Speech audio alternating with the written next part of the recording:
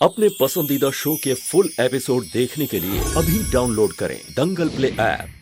सफल होगी तेरी आराधना।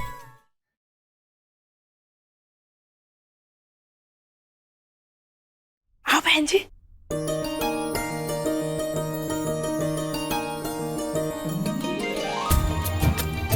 बहू तो बड़ी खूबसूरत है।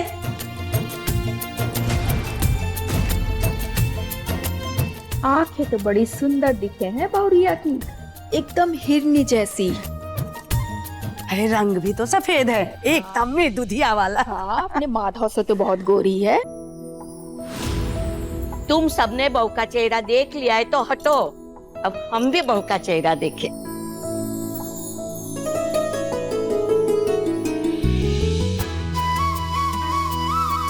वाह वाह वाह वाह वाह, मेनका बहू तो बहुत सुंदर है।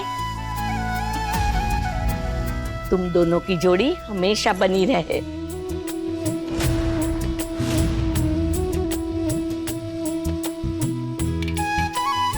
जीती रहो, जीती रहो। दूधो ना पूत फलो बहुरिया।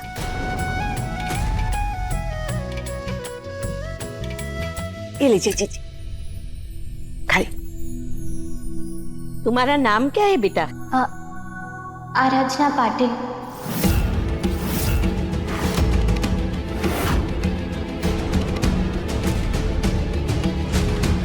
बेनका, ये लड़की हमारी बिरादरी से नहीं है।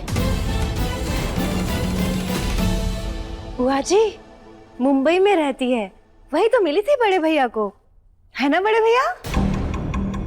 क्या सीख कर आई है? घर का काम का तो आता है ना? वो और हमारी बिरादरी का खाना बनाना आता है ना? मला सगळी कामं येतात।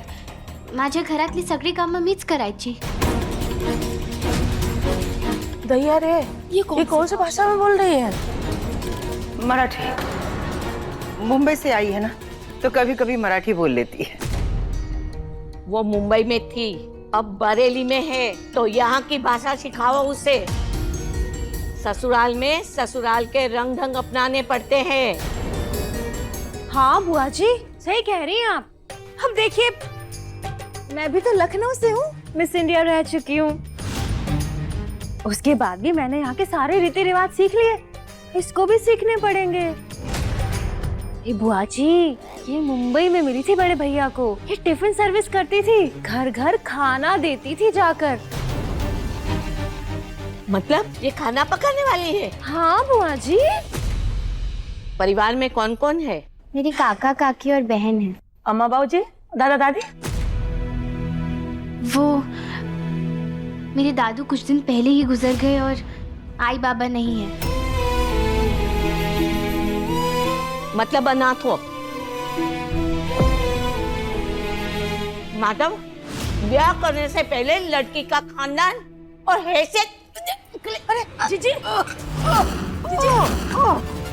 अरे तेरी सांस लेने की कोशिश कीजिए। किशन, डॉक्टर को फोन कर। जी दीदी।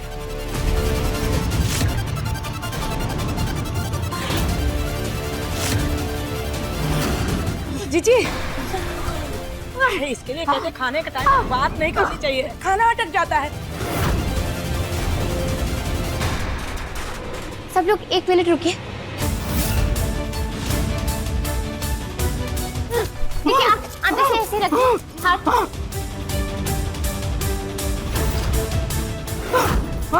बस आप थोड़ा संभालिए।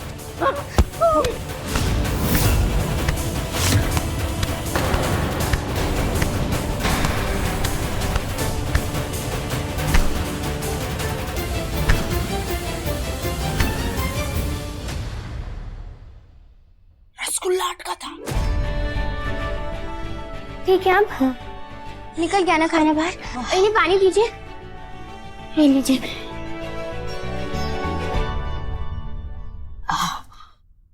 बहन, जीती रहो बेटा, भगवान तेरी हर इच्छा पूरी करे। अरे ठीक हो गई, इसके नुस्खे से ठीक हो गई। थैंक्स।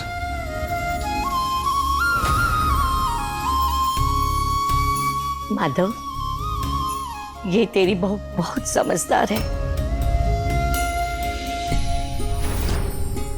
हमारे गांव में भी अगर किसी के गले में खाना अटकता था ना, तो हम लोग ऐसे ही पीठ पे थपथपा कर ठीक करते थे, क्योंकि गांव में कोई अस्पताल या डॉक्टर इतनी आसानी से कहाँ मिलता है। वाह, गांव में पली बड़ी है, पर ऐसी गुणी, संस्कारी, समझदार बहू आज तक इस खानदान में नहीं आई है। चाहे हैसियत में कम हो, पर संस्कारों में, परवरिश में कोई कमी नहीं है। आराधना, तू तो मेरे दिल को भा गई। डिम्पल, सीखो अपनी जेठानी से कुछ। अगली बार आऊं तो थोड़ी अक्ल में इजाफा होना चाहिए। जाओ, रसम की थाली लेकर आओ। कौन सी रस्म बुआ जी? भूल गई? बेटे बहू का अंगूठी खेला नहीं होगा। जाओ, रसम की थाली लेकर आओ। अभी लाई। आराधना बेटा, इस खेल को तुम्हें ही जीतना है, वरना घर में पति की चलेगी। इस घर के मर्द तेज और गुस्सैल होते हैं। अगर वो जीत गए तो जिंदगी भर तुम पर रोब झाड़ेंगे। बात तो आपने सही कही है बुआ जी, है तो ये बड़े ही गुस्से वाले।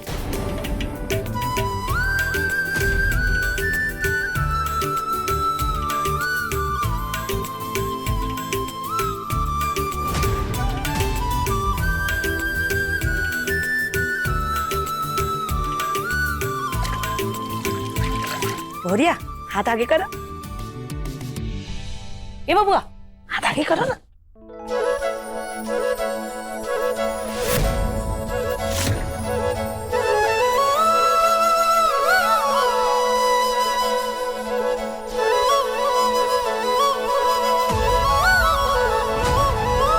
ध्यान से बोरिया, हाथों में जीतना है।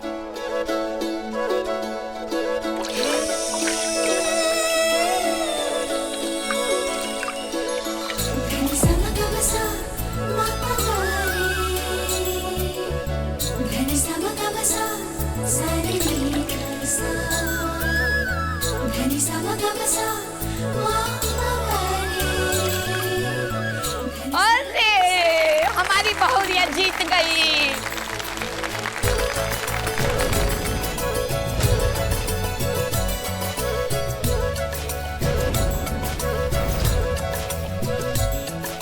जीती रहे बेटा।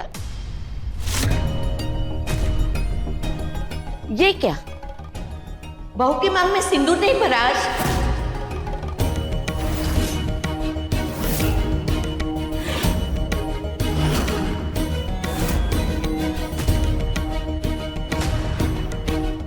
इन बातों का ध्यान रखना चाहिए बेटा।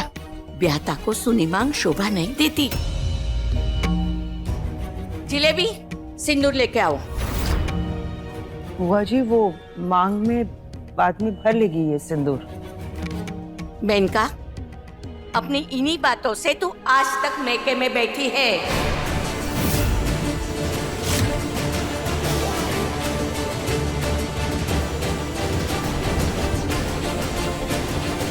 सुना नहीं? सिंदूर लेकर आओ। अच्छा है, जिज्जी को उनकी सही जगह बुआ जी ही दिखा सकती हैं।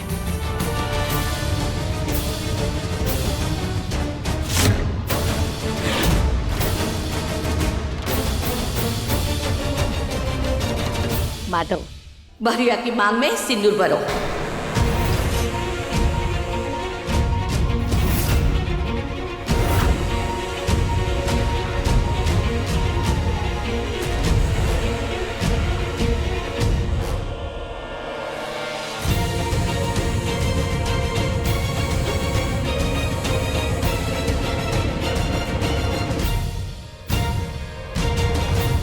माधव, सिंदूर भर।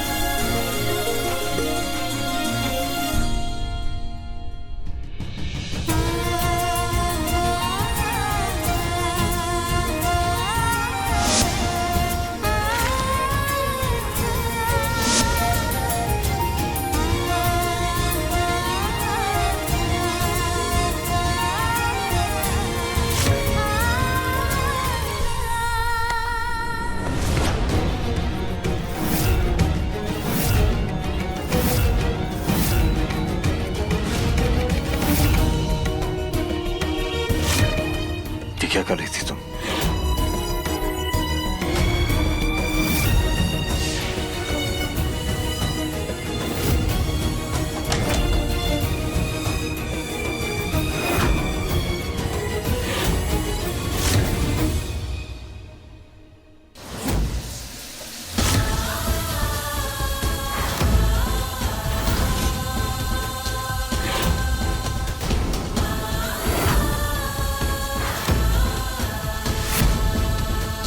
कोई गलतफहमी मत रखना।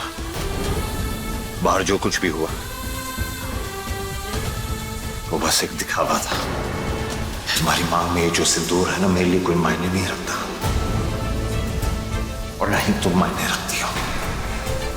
सबके सामने बहुत आसानी से झूठ कहा ना, इस दुनिया के सामने, कि हम दोनों का रिश्ता है, हम दोनों का एक बच्चा है। क्योंकि है सच मानो तो बस एक सौदा है जो तुमने मेरे साथ किया है। अपना झूठ मुझ पर थोपा है और कुछ नहीं है, कुछ नहीं। क्योंकि ये मुझसे शादी करना चाहती थी तुम, एक बड़े परिवार की बहू बनना चाहती थी तुम, मुझसे इसलिए शादी की है ना। लेकिन अफसोस कि शादी करने के बाद भी ना ही तो मैं तुम्हें कभी अपनाऊंगा, और जो ये हरकत की है तुमने उसके लिए ना ही कभी माफ करूंगा। मेरे दिल में और मेरी जिंदगी में सिर्फ दामिनी है, और उसकी जगह कोई नहीं ले सकता, कोई भी नहीं।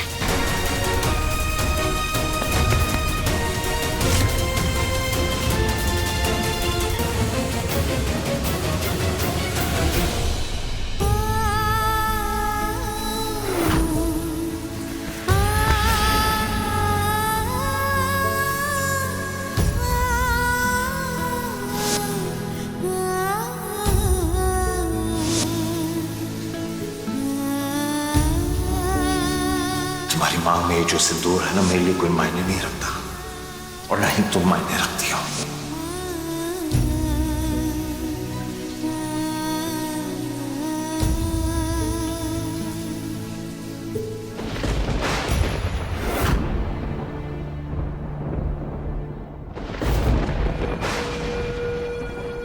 रुकिए।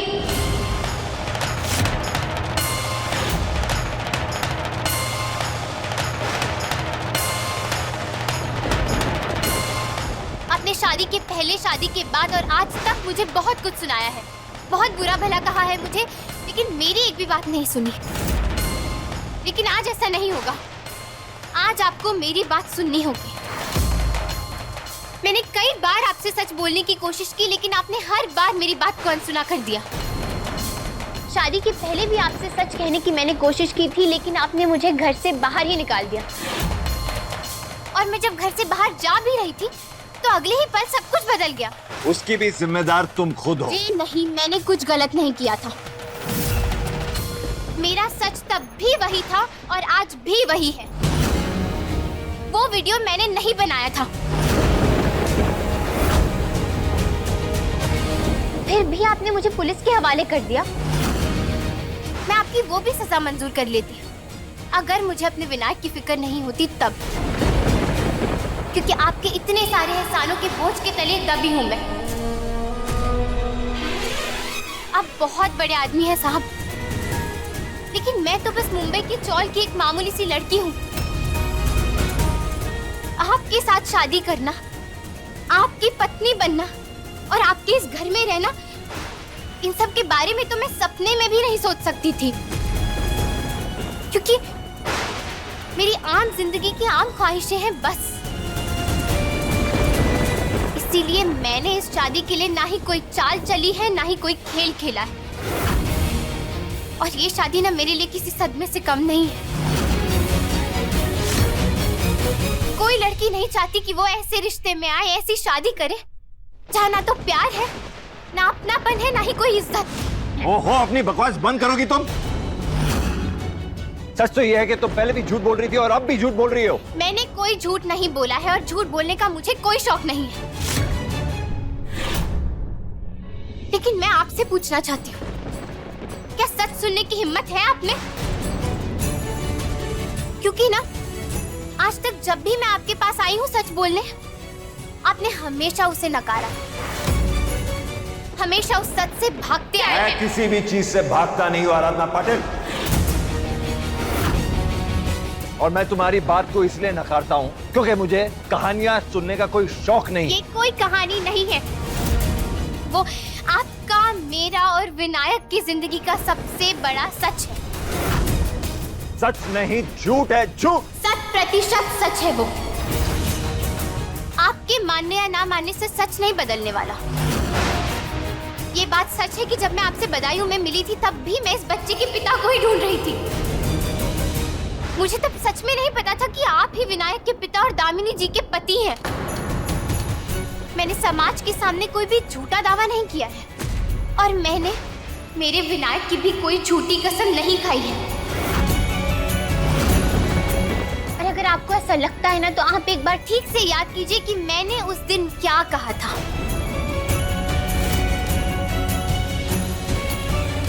मैं मेरे विनायक की कसम खाकर कहती हूँ, ये बच्चा माधव साहब जी का ही है। ये बात सच है कि ये बच्चा आपका है। ये आपका और दामिनी जी का बच्चा है।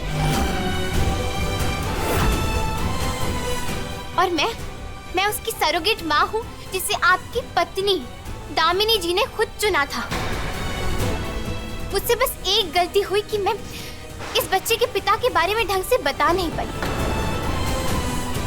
क्योंकि उस दिन जब आपने कंप्यूटर में चेहरे का नक्शा बताने को कहा था तो मैं आपका चेहरा आपको कैसे बताती, तो मुझे कुछ समझ नहीं आया।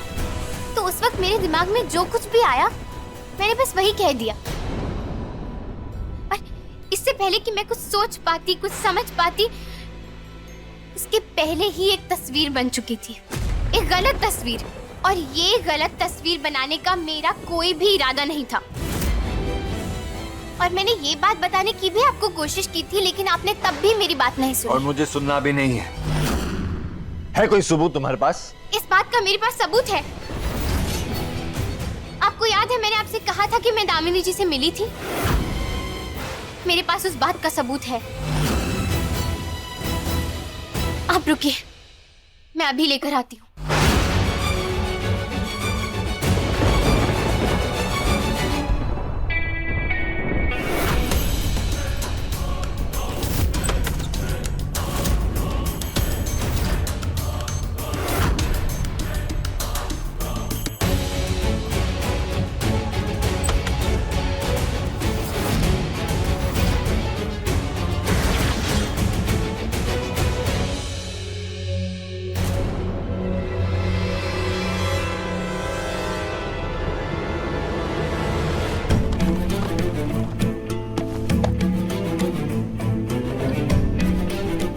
और मेरा ये कमरा तुम्हारे पास रहेगा, मतलब मेरे बच्चे के पास रहेगा।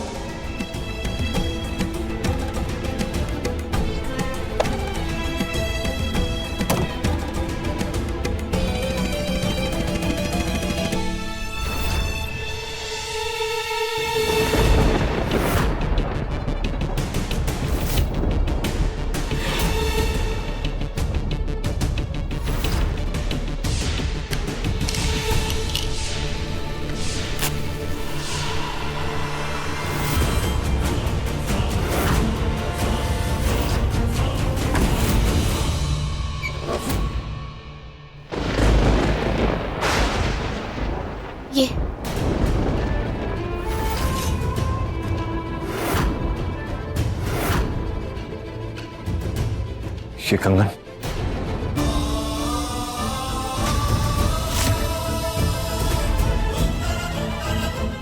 ये कंगन तुम्हारे पास क्या कर रहा है? ये कंगन दामिनी जी की निशानी है जो उन्होंने मुझे तब दी थी जब वो मुझसे पहली बार मिली थी। 20 अक्टूबर को दोपहर 12 बजे सिद्धि विनायक मंदिर के पास मिली थी वो मुझे। और तभी उन्होंने मुझसे कहा था कि जब वो मुझसे अगली बार मिलने आएंगी तो अपने पति को भी साथ लेकर आएंगी। लेकिन इसके पहले कि वो हो पाता, उनका देहांत हो गया। और साहब जी, मैंने दामिनी जी से वादा किया था कि मैं उनके बच्चे को सही सलामत उनकी गोद में सौंपूंगी, और आज तक मैं अपने सच्चे मन से वो वादा निभाती आई हूँ। और ये कंगन लेकर मैं उसके पिता को ही ढूंढने की कोशिश कर रही थी।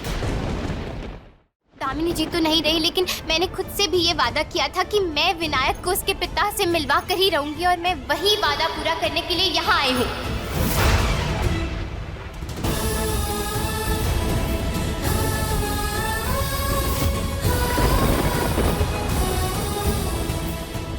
ये कंगन तो दामिनी का ही है। आखिरी बार जब वो घर से निकली थी तो यही तो पहन के निकली थी, और उसकी मौत के बाद उसके सारे गहने कमरे में ही हैं।